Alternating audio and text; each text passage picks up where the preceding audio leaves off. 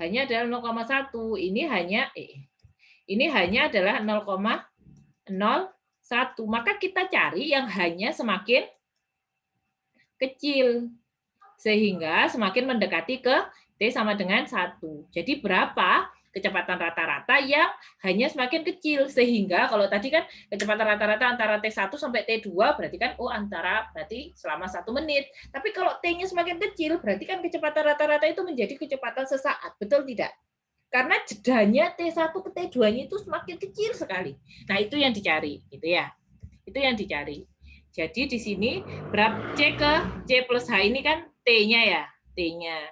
Nah, kalau T-nya C, maka dia jadi FC. Kalau C plus H, maka dia jadi C plus H. Nah, yang dicari adalah jeda H-nya ini bagaimana supaya yang paling kecil. Kalau kita mau yang paling kecil, berarti diapakan? Di limit. Ya, berarti limit H mendekati 0. Nah, rumusnya ini adalah rumus kecepatan rata-rata. Ya, berarti kecepatan rata-ratanya apa? Kecepatan rata-rata kan jarak ya. Jarak yang kedua, posisi yang kedua dikurangi jarak posisi yang pertama dibagi waktu yang kedua dikurangi waktu yang pertama, ya kan? Betul kan? Jarak yang kedua berapa? Jarak yang kedua kan FC plus H ya. Ya Allah. F ini kurang lebar ya. Ini papan saya. FC plus H dikurangi jarak yang pertama berapa? FC. Ya kan? Ini hilang ya. Dibagi T yang kedua berapa? Ini kan T-nya. Misalnya kalau tadi T-nya 1 gitu ya, berarti 1 ditambah berapa? Berarti ini C plus H dikurangi waktu yang pertama berapa? C. Gitu kan? Maka ini tinggal dicoret, berarti kecepatan rata-ratanya adalah BC plus H minus FC dibagi H. Nih. Nah, kalau mau yang hanya paling kecil berarti hanya untuk rumus ini hanya di limit. Ini jadinya. Ini ya. Jadi kalau Anda mau mencari kecepatan rata-rata berarti hitunglah kecepatan sesaat, hitunglah kecepatan rata-rata, tapi jeda antara T1 T2-nya dikecilkan berarti di limit. Maka dapatlah rumus ini. Ya, contoh misalnya, kalau ft kuadrat sama dengan mt kuadrat, maka berapa instantaneous velocity ini kecepatan rata-rata ya pada saat t sama dengan 1.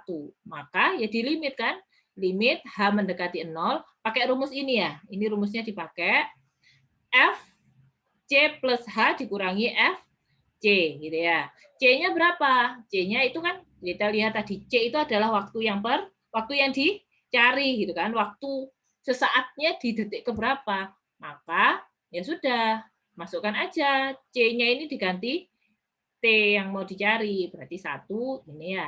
Tinggal dimasukkan 16T kuadrat, berarti kan tinggal dimasukkan ini dijadikan ini dimasukkan ke T, berarti tinggal 16 1 plus H kuadrat dikurangi ini dimasukkan ke T, T kan 1, jadi 16 kali 1. Tinggal dihitung 32. Ini paham ya? Baik. Kalau tidak paham, nanti rekamannya akan saya share, bisa disimak pelan-pelan. Selanjutnya, contoh, ada sebuah objek yang jatuh karena gravity. Apa sih? Gravity itu, apa nama bahasa Indonesianya? Yang membuat Anda tetap di tempat ya?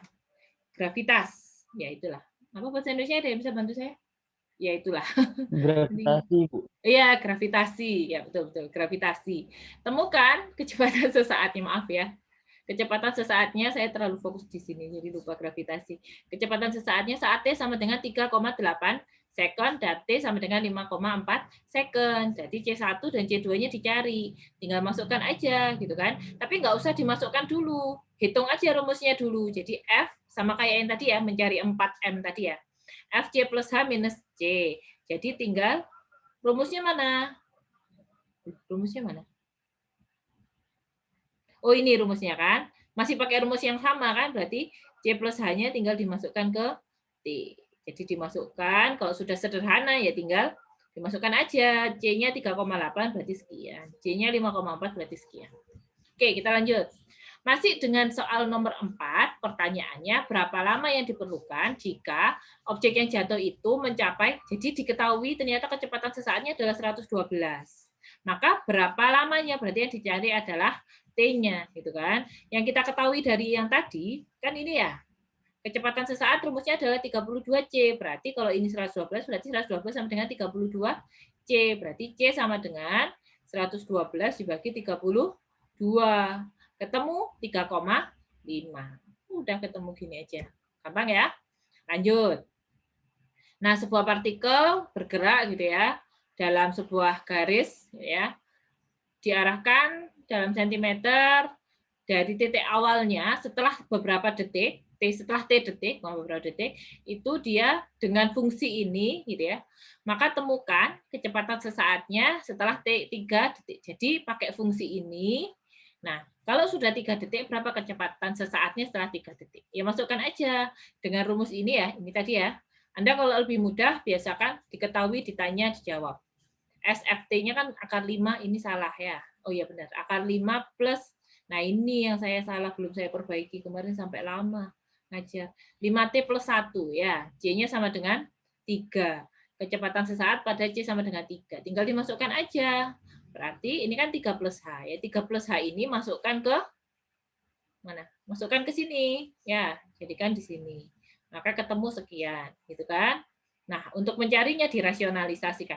Ingat ini ya, supaya bisa ketemu, Anda bisa pakai rumus A kuadrat minus B kuadrat sama dengan A plus B dikalikan A minus B. Kayaknya dia menggunakan ini ya. Sehingga Anda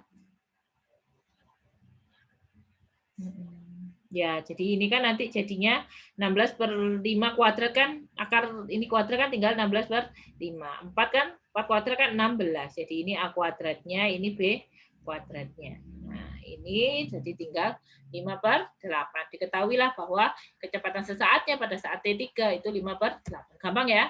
Gampang. Sekarang kita masuk ke sini, bab yang ketiga, laju perubahan. Jadi teman-teman, kecepatan itu adalah salah satu contoh laju perubahan. Laju itu adalah perubahan jarak terhadap waktu. Jadi ada perubahan tertentu dibagi waktu. Itu adalah laju. Rumus itu bisa digunakan untuk densitas of wire, pendapatan marginal, dan lain sebagainya. Cuman harus hati-hati, laju itu ada laju rata-rata, seperti kecepatan juga ada laju sesaat. Kalau tidak ada keterangan apa-apa, maka dia adalah laju sesaat. Ya, kalau misalnya cuman laju perubahan, berarti dia laju sesaat. Kalau Anda bilang kecepatan, mestinya ya kecepatan sesaat. Tapi kalau kita bilang kecepatannya berapa, kita sudah terkadung ini ya kecepatan rata-rata. Baik. Nah, jadi kesimpulannya dua masalah ini tadi, yang satu ini ternyata diselesaikan dengan ini, gitu ya. Yang kedua diselesaikan dengan ini. Yang pertama tadi yang di limit adalah M-nya, M itu apa? Kemiringannya dengan H mendekati 0. Jadi jarak segitiganya itu biar semakin dekat. Yang kedua ini yang di limit adalah average-nya, kecepatan rata-ratanya gitu kan, di limit sehingga hanya jeda antara T1 dan T2 semakin mendekati 0. Maka keduanya ini bisa selesaikan dengan persamaan yang mirip. Nah, persamaan inilah yang disebut nanti dengan derivatif. Kita akan masuk ke bab yang kedua. Latih soal nomor 7 dan 9 ini silakan nanti Anda kerjakan, saya tidak bahas sekarang. Anda kerjakan setelah kelas saya. Harusnya ini kelas ini selesai jam 5 ya. Ya, nanti diselesaikan aja ya, kemudian ditunjukkan di WA aja hasilnya berapa gitu ya. Karena untuk PR yang harus Anda kumpulkan di assignment tidak ini, lebih banyak dari ini ya. Ini nomor 7. Ini saya sudah buatkan ininya ya, grafiknya, jadi ini tidak perlu ini, kemudian draw-nya juga tidak perlu 1,2 di sini kan. Kalau misalnya draw ya tinggal saya bantu draw-kan gitu ya. Tinggal estimate. Oh, ini langsung dikerjakan aja estimate. Estimate ini kalau dia 1, kira-kira kalau estimate berapa? Ya tinggal ini aja, kalau mendekati 1, maka kira-kira dia 2. Maka ini jawabannya adalah 2. Nah, sekarang yang D ini nanti silakan dihitung lewat kalkulator, yang E ini silakan dihitung ya. D sama E, tugas Anda. Kemudian sama yang nomor 9. Sudah saya kasih rumusnya, nanti silakan diselesaikan. Baik, kita akan lanjut segera, mungkin semoga selesai 15 menit ya. Kita masuk ke PPT yang kedua. Share. Oh, ini di pause dulu. Ada yang mau ditanyakan? Ya. Oke, ini saya masih, ini kok masih salah ya. Stop share. Saya share ini aja, screen aja. Baik, kita lanjutkan sekilas. Maka apa hubungannya dengan derivatif? Kita lanjutkan. Mana sih? Ini ya. Kelihatan PPT-nya? Baik, saya cepat Kelihatan. aja. Kelihatan ya? Baik, chapter 2. Jadi dua permasalahan itu bisa diselesaikan dengan derivatif. Ini yang akan dibahas sampai 6. Singkat aja, tapi teman-teman tadi slope of tangent line rumusnya ini ya, yang tadi kita dapatkan instantaneous velocity kita dapatkan rumusnya seperti ini. Mirip ya. Nah, Anda bisa menggunakan di laju pertumbuhan, laju kepadatan kawat untuk ilmu-ilmu ini Anda juga bisa selesaikan dengan permasalahan ini. Tapi kita tidak fokus di sini ya. Itu cuma menjelaskan bahwa ini bisa dimanfaatkan di sana. Misal nanti skripsi Anda menghitung ini misalnya silakan dimanfaatkan rumus ini. Turunan derivatif bersama fungsi limit ini adalah salah satu kunci dari ilmu kalkulus. Saya lanjutkan. Nah, teman-teman, jika limit di bawah ini ada nilainya, jika ini ada nilainya, jika limit ini ada nilainya, maka bisa dikatakan bahwa f terdiferensiasi di C, gitu ya. Nah, pencarian turunan disebut dengan diferensiasi. Bagian kalkulus yang berhubungan dengan diferensiasi disebut kalkulus diferensial. Jadi, yang dimaksud dengan f prime x atau derivatif fungsi f atau bahasa Indonesia derivatif turunan f itu adalah fungsi ini. Limit h mendekati 0, fx plus h dikurangi fx dibagi h. Kalau tadi kan itu c ya. Ya, c. Kalau ini diganti dengan x gitu ya. Hanya masalah variabel. Oke? X plus H, sama kan? Cuman ini ya diganti dengan X. Nah, ini adalah derivatif. Contoh soal, gitu ya. Nah, ini Anda nanti bisa pelajari sendiri. F, berapakah turunan dari 4? Maka tinggal dimasukkan. 4-nya ini dimasukkan ke, karena fx-nya ya, tinggal dimasukkan ke sini. Kemudian Anda hitung, gitu kan. Sehingga, nah ini Anda gunakan limit. Ya, limit H mendekati K sama dengan K, kan? X mendekati 0, K. Ini pakai teorema berapa itu ya? Teorema A-nya limit ya. Harus mereview lagi materi limit. Nah, contoh 2 pun seperti itu, tinggal dimasukkan gitu ya. Anda bisa hitung sendiri. Teorem contoh soal 3 juga seperti itu, nanti Anda bisa pelajari sendiri. Pada dasarnya tinggal masukkan ini ke fungsi ya. Kalau X-nya ini berarti ya tinggal dimasukkan seperti ini gitu ya. Sehingga didapatkan rumusnya seperti ini. Ya. Kemudian contoh soal yang keempat pun juga seperti itu. Nah, sekarang kita akan bahas derivatif. Pencarian turunan, teman-teman, turunan itu selalu melibatkan pembilang dan penyebut sama dengan 0. Coba di sini ya. Ini kan soalnya seperti ini. 0 masukkan. 0 X plus 0 dibagi 0. Ya. X plus 0 kan akar X. Minus akar X 0. Bagi 0 sama dengan 0. Kita ke sini.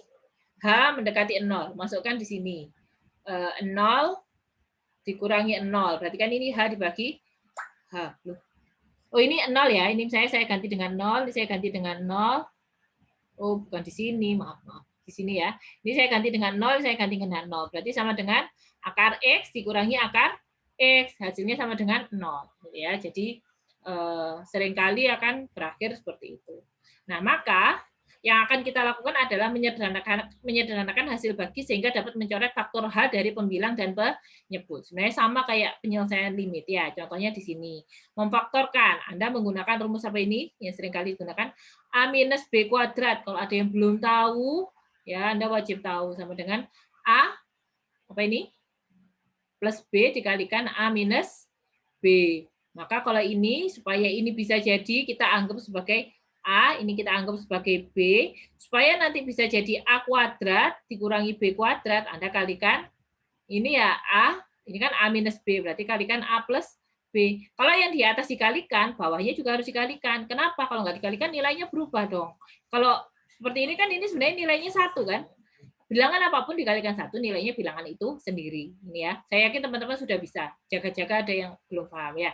Kalau Anda belum paham, Anda harus memahami, ini wajib untuk tahu untuk menyelesaikan limit dan derivatif. Ya, baik, rumus-rumus dasarnya matematika.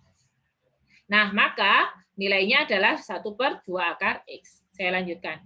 Nah, sekarang kita akan membahas bentuk lain dari derivatif. Jadi, tadi kita sudah mengenal, mana ya? Ini mesti ketutupan. Sebentar. Kita sudah mengenal bentuk. Nah, ini ya, kita sudah mengenal bentuk ini. Fx plus H, tadi kan kita pakai ini. Nah, bentuk ini itu sama dengan bentuk ini. Bedanya di mana? Anda bisa lihat bedanya enggak? Bedanya di, coba lihat ya. X plus H, H berubah jadi X minus C. Ini ya. X plus H berubah jadi X. Kemudian di sini X berubah jadi C. FC. Ya, H mendekati 0 berubah jadi ini. Apakah dua ini sama? Sama. Bagaimana cara penyelesaiannya? Kok bisa sama? Pembuktiannya bagaimana? Ayo kita buktikan. Ya, jadi teman-teman, H itu bukan merupakan variabel baku. Jadi H ini kalau dirubah jadi P boleh.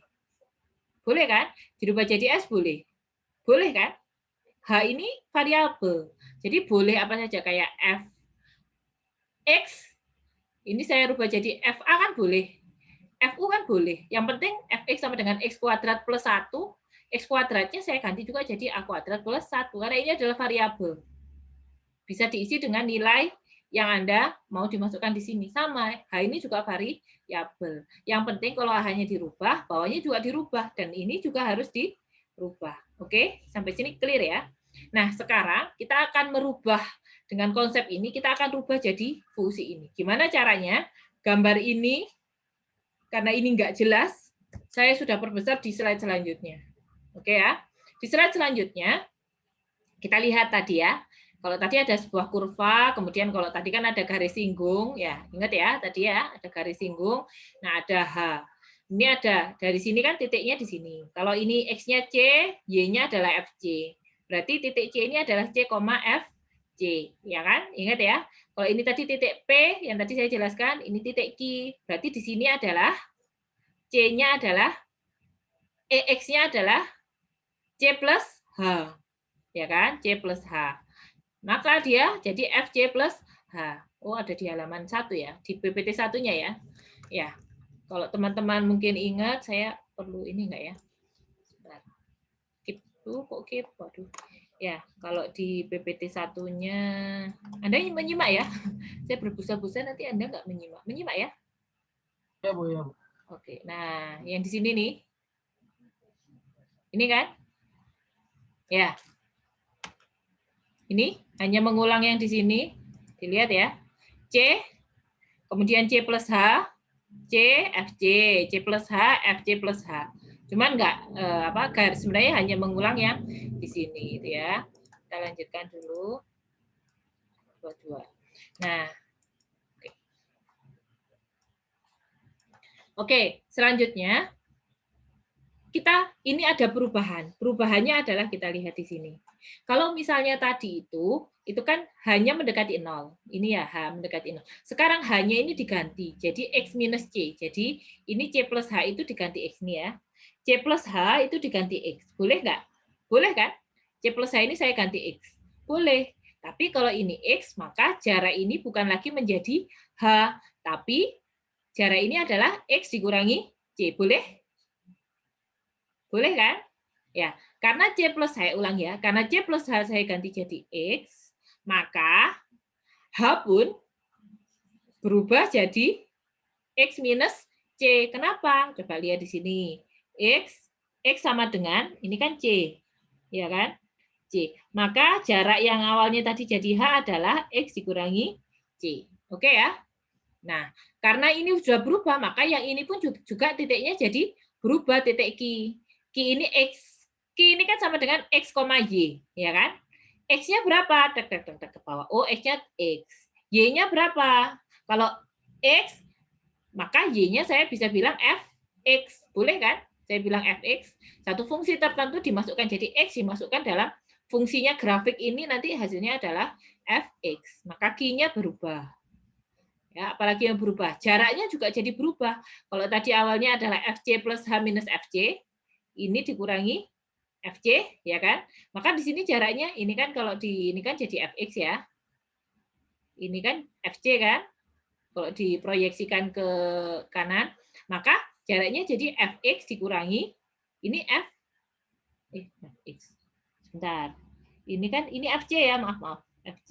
Ini kan Fc ya. Ini kan C, FC. Berarti yang di sini adalah FC. Maka jaraknya adalah Fx dikurangi jarak ini kan Fc ya. Maka jarak ini adalah Fx dikurangi Fc. Seperti ini.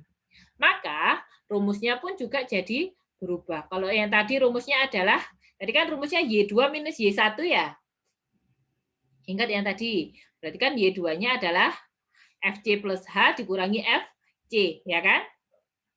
Ini kok X plus H. Ya bisa ya. Tadi kan sudah dirubah di sana ya. Ini FC plus H dikurangi C. Sama aja kan, bisa dirubah. Di sini bukan lagi FC plus H, tapi Fx dikurangi Fc. Jaraknya kan jadi berubah. Ya kan? Jadi Fx dikurangi Fc. Bawahnya ini, berarti kan Y2 min Y1 bagi X2 minus X1. X2-nya berapa? Di sini kan X2-nya kan C plus H minus C. Ingat ya tadi? C plus H minus C kan? Nah, yang di sini jaraknya X2-nya berapa? X. X1-nya berapa? C. X minus C. Nah, yang bawah pun juga jadi berubah. Semoga paham ya.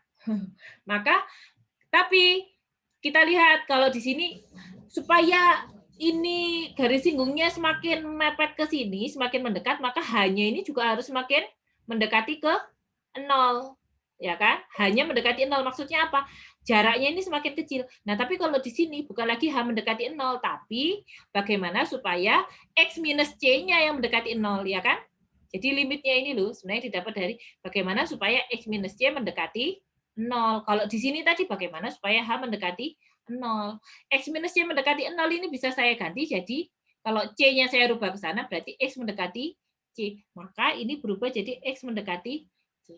Maka teman-teman, kalau misalnya ada sebuah permasalahan yang diselesaikan dengan derivatif, Anda bisa menggunakan rumus ini gitu ya. Kalau mau menggunakan yang H mendekati 0, Anda juga bisa menggunakan rumus ini kalau Anda mau masukkan X mendekati C gitu ya. Kalau ini X mendekati C, kalau yang ini adalah H mendekati 0. Oke, semoga paham. Nanti disimak pelan-pelan. Nah, contoh 5. Coba dilihat di contoh 5 ini. Gunakan last box result to find GC jika GX sama dengan 2 dibagi X plus 3. Maka Anda bisa gunakan pendekatan yang ke C gitu kan, di mana GX ya. Kalau ada 2 GC sama GX ini lebih mudah ya. Jadi enggak kan kalau yang tadi kan harus C plus H gitu kan. HC-nya berapa? Seperti itu harus mencari H-nya. Kalau ini langsung. Jadi Anda bisa masukkan 2 X plus 3, GX-nya ditaruh sini, kemudian GC-nya Anda tinggal masukkan. Dibagi X minus C, X mendekati ke C. Ini. Ya, ketemu hasilnya. Contoh 6 pun seperti itu. Ini ya. Misalnya di bawah ini adalah derivatif, tapi fungsi yang mana? Jadi misalnya ada derivatif X kuadrat pada X sama dengan 4. Oh, bukan. Ini soalnya, ini jawabannya. Jadi, karena ini menggunakan H mendekati 0, maka kita bisa ini kan dengan ini ya. Fx plus H sampai dikurangi Fx. Maka kira-kira fungsinya adalah, kan ini minus Fx. Ya, ini 16. Kemudian hanya kira-kira X-nya kan bisa 4. Jadi ini kan bisa Anda bisa ini kan ya. Intinya di sini Fx kuadrat sama X minus 4. Karena kan Anda bisa masukkan F. Berarti kan X plus H minus Fx dibagi H. Nah, nanti tinggal X plus H-nya dimasukkan kan. X plus H kuadrat dikurangi X kuadrat dibagi H, ya kan? Nah, di sini kita lihat X 4. Oh, berarti X-nya 4. Kemudian X kuadrat, berarti Fx-nya adalah apa? X kuadrat seperti itu. Agak membingungkan ini ya. Ini pakai feeling soalnya menyelesaikannya. Sama kayak ini ya. Baik, saya lewati dulu aja ya. Nanti intinya itu dicoba kalau yang ini. Gitu ya. Jadi kalau misalnya ini Fx minus Fc dibagi X minus C. Anda bandingkan 2 per X minus 2 per 3 dibagi X minus 3. Berarti ini ya C-nya ya 3 gitu kan. Iya, C-nya kan 3. Gitu kan. Cuman ini C-nya diganti apa? X-nya 3.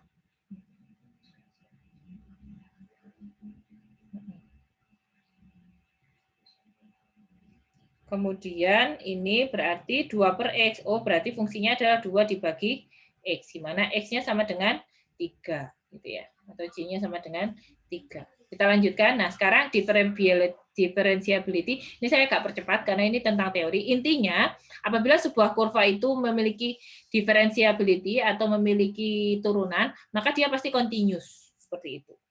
Kalau dia punya nilai, jadi kalau ini nilai ini ada nilainya, maka dia pasti continue. Continue itu ini. Apa artinya continue? Jadi continue itu contohnya ini. Ini tidak continue. Kenapa? Karena ini ada bolong.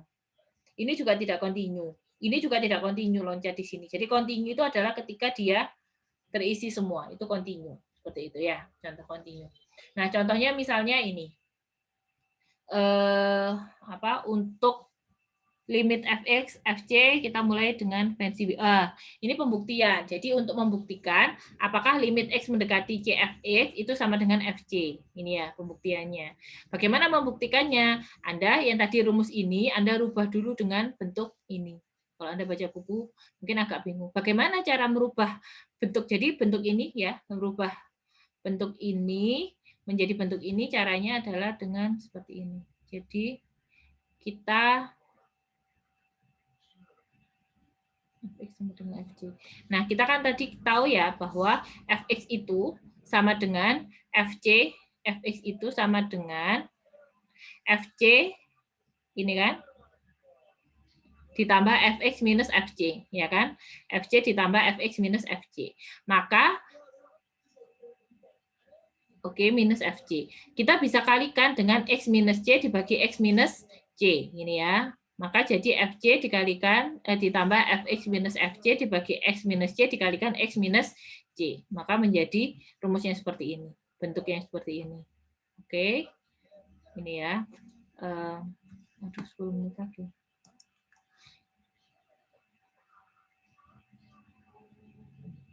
Selanjutnya tinggal dihitung gitu ya. Nanti hasilnya seperti ini. Intinya ternyata kalau misalnya nilai ini ada, maka dia continue. Pembuktiannya seperti itu. Tapi kebalikannya, kalau misalnya dia continue, belum berarti dia diferensial. Jadi belum berarti dia punya nilai turunan. Misalnya, ini kan fungsi fx sama dengan x. Ya, mutlak nilai mutlak x. Dia continue nggak? Continue kan? Tapi pertanyaannya, apakah dia punya nilai turunan? Kita lihat. Ya, nilai turunannya dimasukkan di sini, maka 0 plus H minus F0 per H. Kalau untuk H mendekati 0 ya. Jadi ini kalau H mendekati 0 ternyata nilainya adalah 1. Tapi kalau dari kanan ya, kalau dari kanan ini ternyata nilainya adalah 1. Kalau dari kiri ternyata nilainya adalah minus 1. Jadi kan nggak ada nilai mutlak 0 kan. Jadi kalau dari kanan nilainya 1, kalau dari kiri nilainya 1. Karena dari kanan dari kiri nilainya berbeda, maka limit ini dia tidak punya nilai. Jadi yang kalau dia punya turunan, dia pasti adalah continue, tapi kalau continue belum tentu dia punya derivatif. Oke, termasuk juga kalau dia di pojok itu berarti tidak ada ininya, tidak terdiferensiasi, atau kalau garis singgungnya tegak tidak terdiferensiasi. Penjelasannya hanya seperti itu. Kemudian ini di increment itu kalau x-nya berubah, maka y-nya juga berubah. Jadi kalau delta x, x2 minus x1 kalau ada perubahan tempat misalnya, maka y-nya juga pasti ikut berubah, f2 minus f1. Ya, ini contohnya, nanti bisa dilihat sendiri. Nah, teman-teman mungkin sering mendengar notasi ini ya untuk derivatif. Ini adalah dari notasi Leibniz derivatif. Itu dari mana? Dari sini. Delta y sama dengan fx ditambah delta x. Delta y kan fx ditambah delta x dikurangi fx. Ya, jadi kan delta y itu kan ini fx ditambah delta x dikurangi fx. Ya, kalau misalnya mau dibagi delta x berarti ya y per x ya delta x tinggal dibagi seperti ini. Nah, kemudian nanti ini kalau di limit, nah jadi turunan. Jadi turunannya biasanya kan kita sebut juga dengan dy per dx. Oke, mungkin itu saja untuk PR untuk setelah ini supaya Anda bisa lebih paham adalah soal nomor 2 dan 24. Mungkin itu dari saya. Ada yang mau ditanyakan?